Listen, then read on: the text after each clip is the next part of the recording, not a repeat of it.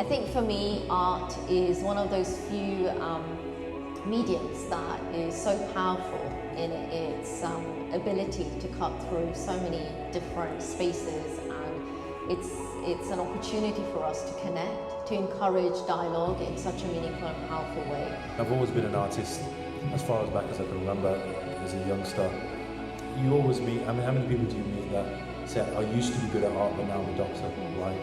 I used to be good at art, I excelled in it, but I didn't pursue it. I was one of those that did pursue it. Being a Muslim and being creative was almost an oxymoron, in those days anyway, right? Now I think, mashallah, things have moved, and different generations of TikTok and content creators has meant that creativity and Muslims are, you know, a more common thing. And I got a kick out of that, of not just being that kid on the fringes, the community where we exist on the fringes, both as minority communities, but also as an artist, because the arts are also, you know, the things that it's not funded, it's kind of, you're just a performing monkey. And it was studying those formulas of how to effectively communicate and get these people in the palm of your hands.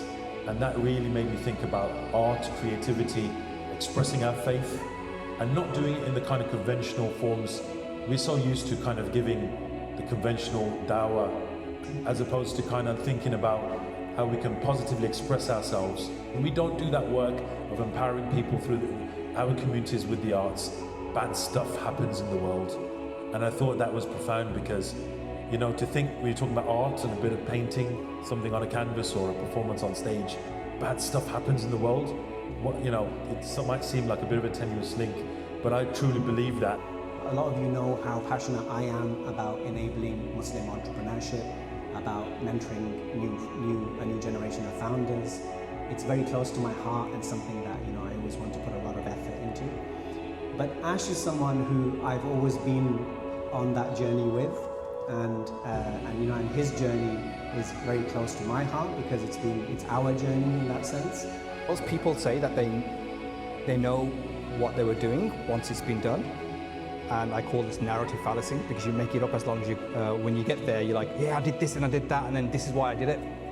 It's not true. I had no idea what I was doing. I was kind of winging it, and most people are, to be honest.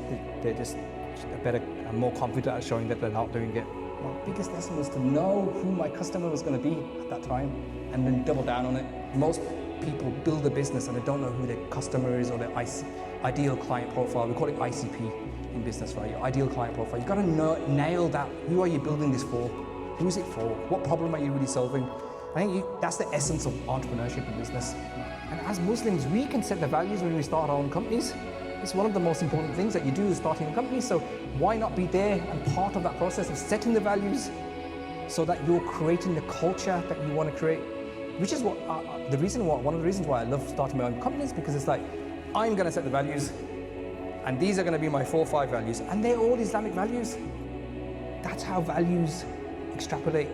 You have to be good and do it in the action, not just in the putting it on a board and saying, this is our value. You have to do it and be it.